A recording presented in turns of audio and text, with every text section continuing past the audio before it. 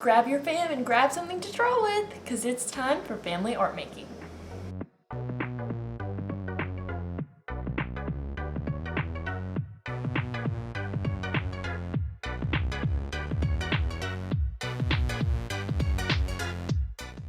What's up, Ringling fam? It's Kallie, and today's art project is going to teach us some serious art skills with a Z. It's an easy way to make your artwork look very, very advanced. We're going to be talking about foreground, middle ground, and background. And of course, we're going to make it a little spooky. In a work of art, the foreground is the stuff that's closest to you. Usually the stuff that's the biggest, because things look bigger when they're closer to you than when they're way far away. Well, hello.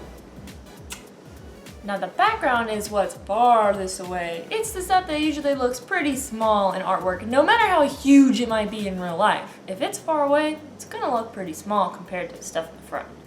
And the middle ground will be everything in between the front and the back. This might be kind of hard to grasp without seeing it in action, so let's look at some Japanese prints from the Ringling collection that show perfect examples, and I'll walk you through it, no worries. We'll figure out what we're looking at together. Alright everyone, so I'm going to show you the artwork in a little bit different way than I usually do for these videos, and that's because I think this might be a little bit easier to explain when I can actually gesture to what we're looking at and draw different things on the artworks, things like that.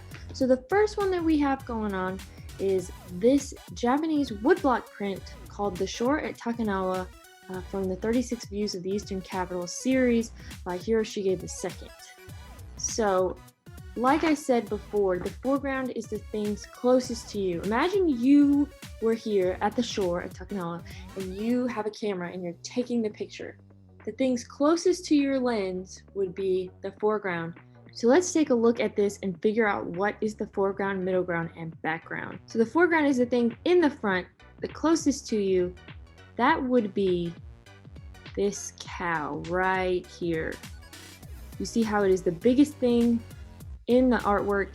It's the closest thing to you where you're looking. So the background would be the things farthest away, probably the smallest thing. So let's take a look back here. That would be these mountains, maybe these boats back here, just land right back here. And you know, in real life, mountains are usually bigger than cows, perhaps. But because of the perspective, the way that you see things when they're farther away, they seem smaller. That's why these mountains look a lot smaller than this cow, because they're farther away in the background. And then of course, everything in the middle here would be the middle ground. So these boats, the water, this little piece of land, dock, maybe would be the middle ground. So now that we've gotten an easy one out of the way, let's take a look at another one. So, this is Mount Fuji. You might have heard of it, very famous mountain. This was painted by Yoshida Hiroshi in 1926. Let's take a look at this one. This one might be a little bit harder. We don't have anything really large sticking out at us at the front, so let's start with the background. In the back, the farthest away from us, again, imagine you were taking a picture of the beautiful Mount Fuji. You would see this big old Mount Fuji back here, and it's in the background. You see how it's behind these trees? It's hidden behind these trees. And we know that in real life, mountains are much bigger than trees. And before, the mountains looked really small, but this mountain is so big, even though it's in the background, it is still so much bigger than everything else. So when you do your drawings, think about what size the things that you're drawing actually are in real life. Even if they're in the background, they still might be the biggest thing. So I'm switching it up on you, not trying to trick you. So that's the background. Then these things in the front would be the foreground. So it would be this land right here, some of these little pieces of like grass or something, these reeds in the water. And then the middle ground is pretty easy to find too. Again, it's like I said, these trees and all these little houses on the land back here would be the middle ground. And finally, let's look at one more, again by Hiroshi. But this one is in Europe, not Japan. More mountains, but in Europe this time. This one is extra tricky. So let's start with the middle ground. The middle ground. What's in the middle? Again, imagine you're standing on the other side of the water, taking a picture of this big, beautiful mountain in between Italy and Switzerland. You would see this as the middle ground, right? It's still pretty big. Still pretty big, not the biggest thing, not the smallest thing. It is pretty big, and it's in the smack middle. There's a very defined line right here and right here that separates it from the front and the background. So if this is the middle ground, this mountain area, then that means the stuff behind it is the background. And you can see he showed the perspective by changing the colors up. So even though these mountains would probably be about the same color in real life, he wanted to show some depth, that very distinct between the middle ground and the background by changing the color, making it lighter to kind of blend in with the sky back here. And then, of course, we need to find the foreground. If that's the background and this is the middle ground, then the foreground must be this stuff in the front. Then again, we got some rocks down here and this beautiful blue water. And this will be considered our foreground. And again, it's not like the first one with the cow where everything in the front is the biggest necessarily. These rocks are not necessarily bigger than this mountain range or even this mountain range. But imagine, again, you're taking a picture. The mountains are ginormous, okay? So it's something to think about when you draw your own. But don't worry if this still seems confusing. How am I gonna draw? I don't know how I'm gonna make it look like the foreground, the middle, and the background. Don't you worry. I have a really simple way that we can practice making our foreground, middle ground, and background. And because it's October and Halloween is coming up, we're gonna make some spooky drawings, all right? So let's head back over to the other view and get you started. The materials you need are super simple today, actually. You just need about 3 pieces of paper just to be safe. You need some scissors, something to draw or color with, crayons, markers, color pencils. I'll be using oil pastels, which might have been a mistake looking back, but that's okay. And if you want to tape all of your artwork together at the end, you can grab some tape or glue or something like that too. So the first thing that you want to do is cut off about 1/3 of one of your sheets of paper. The 1/3 piece is going to be your foreground, and the part that's left over is going to be your middle ground. Then you want to take another sheet of paper and cut off another 1/3, and that's going to be your background. So you should have 1/3 of a paper, 1/3 of a paper, and 2/3 of a paper. So it's going to be bigger than a regular sheet of paper. 4/3 in total. First 1/3 piece is going to be your foreground. The next one is going to be your background, and the big piece is going to be the middle ground. I went ahead and drew mine out with a pencil. So I will show you, I have this spooky fence that is going to be my foreground. You can see that's a pretty large fence compared to the middle ground here, which is going to be this spooky empty tree and a little house with a little jack-o'-lantern.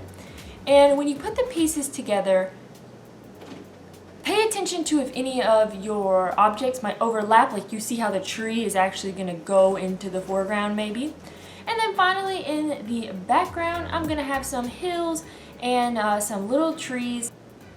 So I started off by coloring in the fence a black color with my oil pastels. I thought that the black color would look kind of spooky, and I thought that using oil pastels and making it kind of smudgy would help make that kind of spooky effect.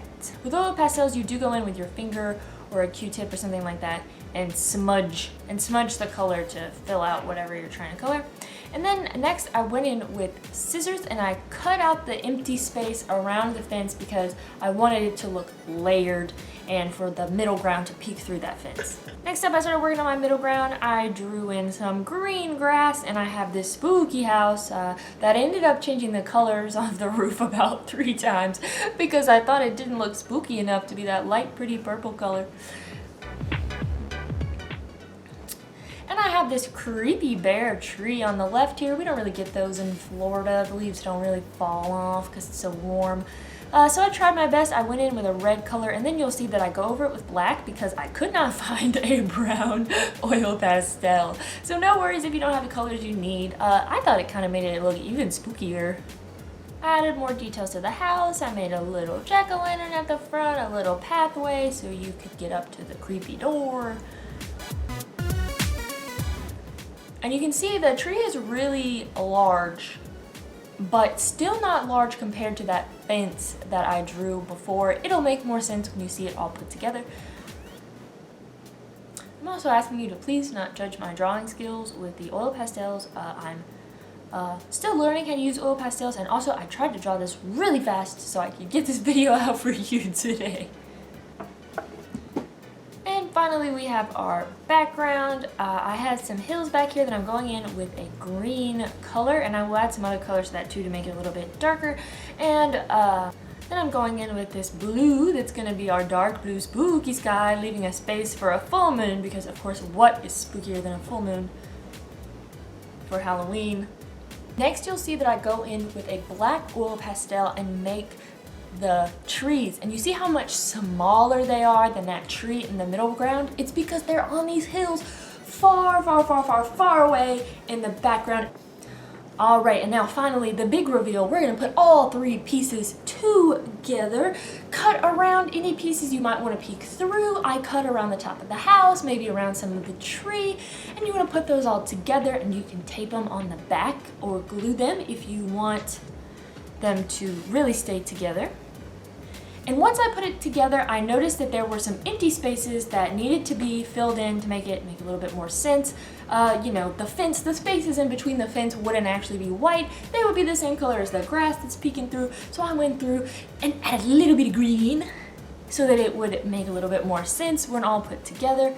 So you'll have to look at little things like that. Maybe some things reach into the background or the foreground that you didn't realize they would. No worries. You can add it at the end.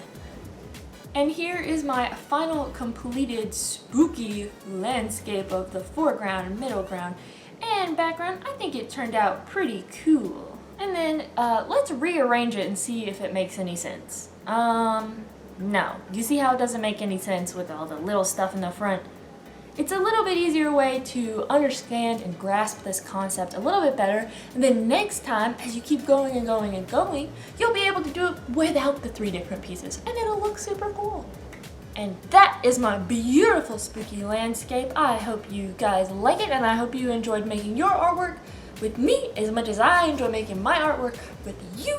So I will see you next Saturday for another spooky Saturday fam, at the same time in the same place. Bye!